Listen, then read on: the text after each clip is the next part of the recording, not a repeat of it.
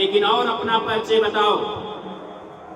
कहते हैं अंगद कि मैं बाली का पुत्र हूं, मैं तुम्हारे मित्र बाली जो किष्किंधा के राजा थे, मैं उनका पुत्र हूं और आज मैं राम का दूत बनकर तुम्हारे दरबार में आया हूं और इच्छा है कि जो प्रस्ताव है उसको स्वीकार कर लो और संधि के रूप में भगवान श्री राम के चरणों में जाकर माफी मांग लो। रावण जब इस तरह की बात सुनता है तो गरज के कहता है, ये पंद्रेशन, तुम तो अपने परिवार में कुलंक निकला।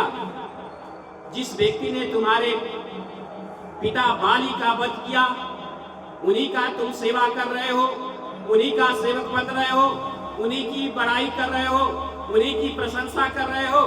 तुम्हारे जैसे पुत्र तो माँ के कोख में ही मर जाता तो अच्छा होता, लेकिन तुम कुलंक हो, तुम अपने वंश के लिए पुत्र नहीं शत्रु के समान हो। ऐसी बात करके दशानन अंगद के तरह तरह की बात सुनाता है। अंगद कहते हैं कि सुनो रावण, जो तुम अपने बल का अहंकार प्रस्तुत कर रहे हो कि मैंने ये कर दिया, मैंने वो कर दिया, तो मैं भी बहुत से रावण के विषय में सुना हूं।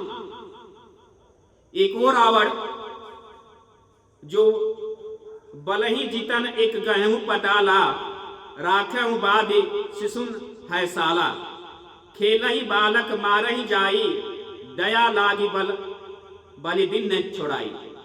मैं एक ऐसे रावण के विषय में जानता हूं जो पताल लोक में बलि को जीतने गया था और बलि ने उसको पकड़ के अपने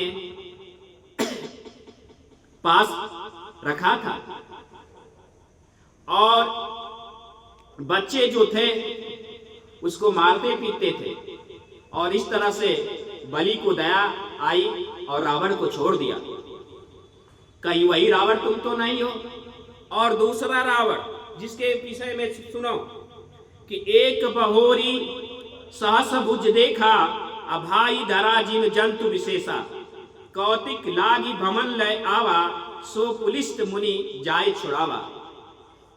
एक दूसरे रावण के विषय में मैं जानता हूं जिसको सहस बाहु ने एक विचित्र जानवर समझकर अपने पास बांध के रखा था, जिसको पुलिस मुनि जाकर छुड़ाए थे।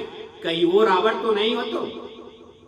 और तीसरे रावण के विषय में सुनो कि एक ही कहत मोहि सकुच अति, रहा बाली के काक, इन्हें महुरामन ते कवन सत्य बदही तजिमा। एक ऐसा रावण जिसको बाली ने अपने कोख में जब दबा के रखा था, वो तो रावण नहीं हो। मैं ये जानना चाहता